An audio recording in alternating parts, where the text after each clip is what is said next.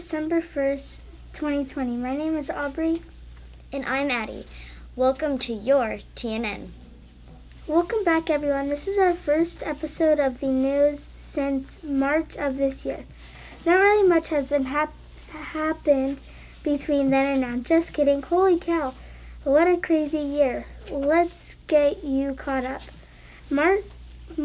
Coronavirus really begins to spread across the U.S. and the world. We shut down for the remainder of the 1920 school year and went remote. April murder hornets invaded the Pacific Northwest. They can be about 2 inches long and destroy an entire colony of bees in just hours.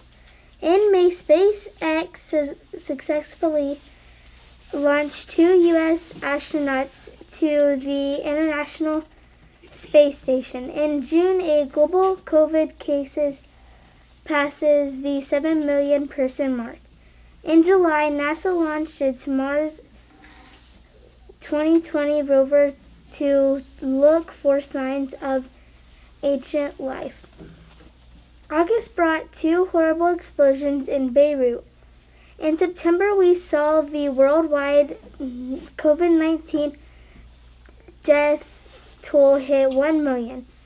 In October, NASA landed the Bennu probe on an asteroid for the first time.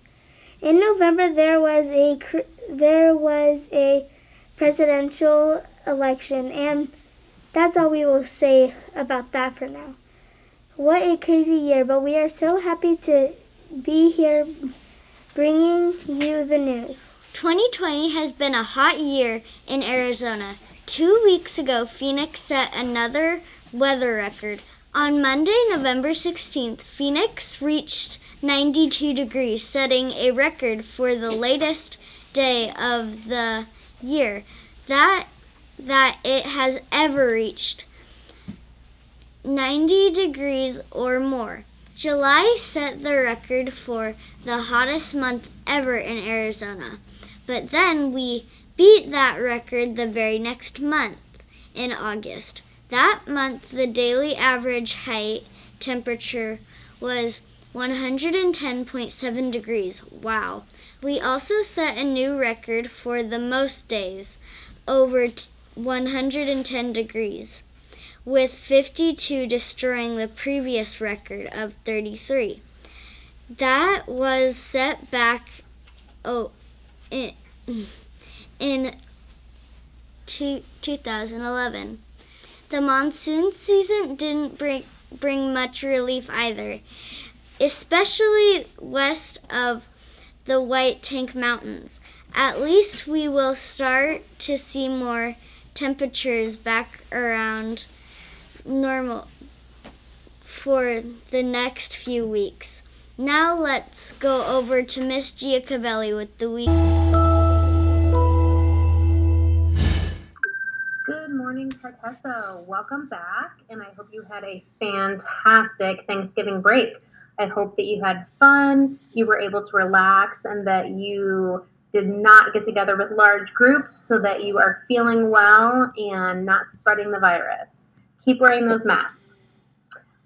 This week, we don't have a lot of events going on. However, we do have a virtual PTO meeting on Thursday at 4 p.m. And if you are interested in attending, you may email me at liz.giacovelli@smusd90.org. Next week, however, we do have several events going on.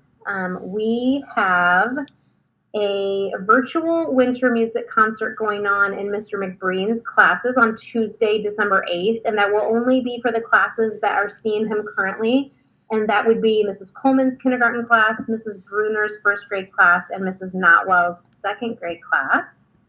And Mr. McBreen will be sending home a flyer that will tell you what your children are supposed to be wearing that day so that they can be recorded, and then we will share that video with parents. So we hope you enjoy that. I know it's not the same as coming for our normal winter music concerts, but with COVID, we are not able to have large gatherings. In addition, next week we will have school pictures. We're going to break those up by grade levels. So on Tuesday, December 8th, we will have school pictures for 4th and 5th graders. On Wednesday, we will have pictures for 2nd and 3rd graders. On Thursday, we will have school pictures for kindergarten and 1st graders. And on Friday, we will have the opportunity for remote students to come on campus and get their pictures taken outside in the front of our building. These will be online orders only, and Mrs. Ann Carranza will be doing our photos, and you must pay in advance in order to get those photos taken. If you have any questions, we will also be sending flyers home in an alert now, and also with students in their backpacks about school pictures with a link that you will be able to order those. So again, I hope you had a great Thanksgiving break. We're glad that you are all back on campus and safe and hopefully feeling well. Continue to wear those masks, and let's have a great week. Thank you, Ms. Giacomelli. Now let's go over to Ms. Williams with Counseling Corner.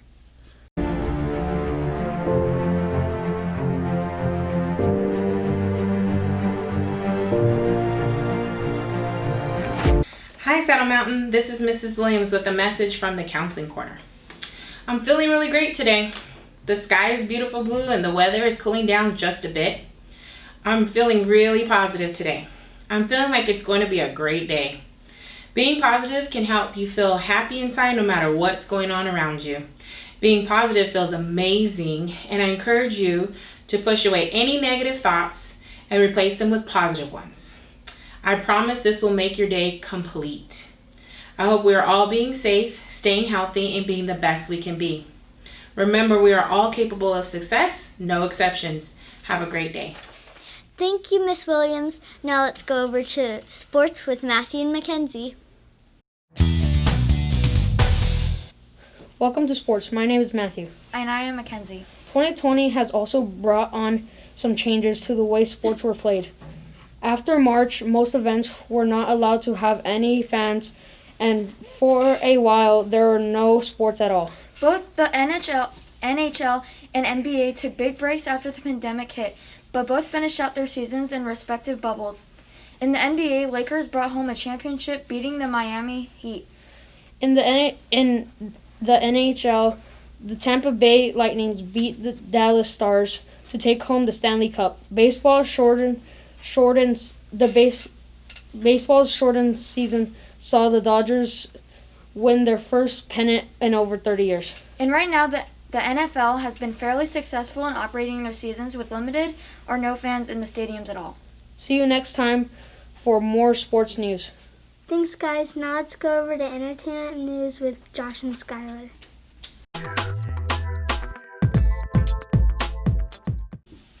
Welcome to Entertainment News. I'm Josh. And I'm Skylar. Entertainment has certainly changed this year. Movie theaters and sports facilities, among most other venues, closed this year to help prevent spread of COVID-19. One movie, though, may have changed the way we see movies. Trolls World Tour was set to premiere in theaters back in April. Well, there were no movie theaters open for people to go to. Instead, Universal Pictures, the company that made Trolls World Tour, decided to release it through streaming services like Amazon and Roku instead. For $20, you could start, pause, rewind, and fast forward the movie as much as you wanted for 24 to 48 hours.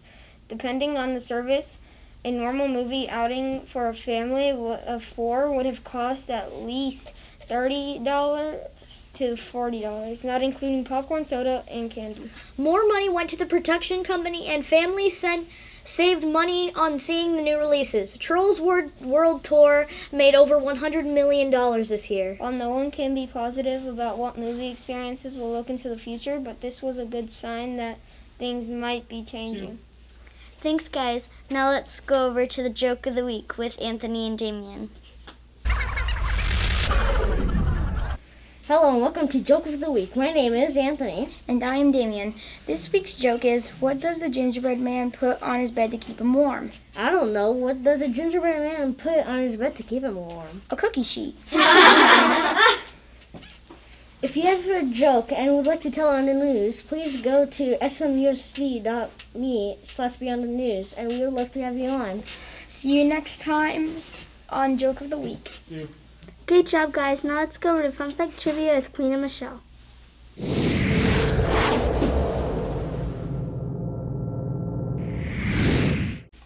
Welcome to Fun Fact Trivia. My name is Queen. And I am Michelle. December 1st is National Eat a Red Apple Day. They say an apple a day keeps the doctor away. While that is not necessarily true, apples are a very delicious and nutritious fruit snack. Your question today is, how many different varieties of apples are there? Is it A, 5,000, B, 7,500? and C, 10,000. You have 10 seconds to make your decision.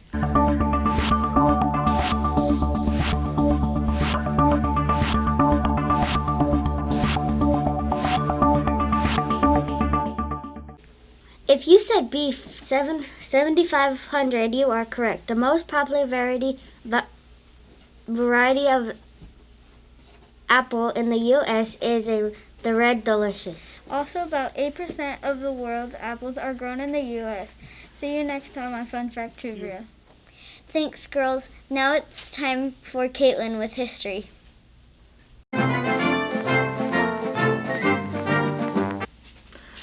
On this day, December 1st, 1955, Rosa Parks was arrested for not giving up her seat on a public bus to a white man, which at the time was against the law. This event sparked the Montgomery bus boycott that was arranged by Martin Luther King Jr. Rosa Parks became known as the mother of the civil rights movement. The protests went on for over a year, but brought on the removal of the segregation laws that were very prevalent in the southern United States at the time. She lived out her later years of her life in Detroit, Michigan, and passed away in October of 2005. That is all for this week in history. See you guys next time. Thanks, Caitlin. Now here's Bryn and Izzy for Science Time. Welcome to Science Time. My name is Bryn. And my name is Izzy. NASA has a big power plans and is currently accepting proposals from companies looking to put a nuclear power plant on the moon by the year 2026. They plan on having the fission generator built on Earth, disassembled, sent to the moon, and reassembled. There it would need to produce about 10 kilowatts or 10,000 watts. For comparison, the Palo Verde nuclear power plant can create over 1 billion watts. NASA plans on using this power plant to help many future missions on the moon, and ultimately use the moon as stop on missions to Mars. That is all for Science Time. See you next week. Thanks, girls. Now let's go over to Olivia with Word of the Week.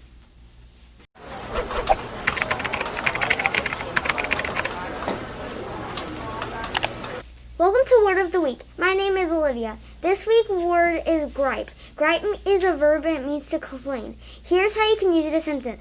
Jonathan begins to gripe when his teacher decided to give them homework for the weekend. This is all for Word of the Week. See you next time. Thanks, Olivia. That's all for this episode of TNN. See you next week.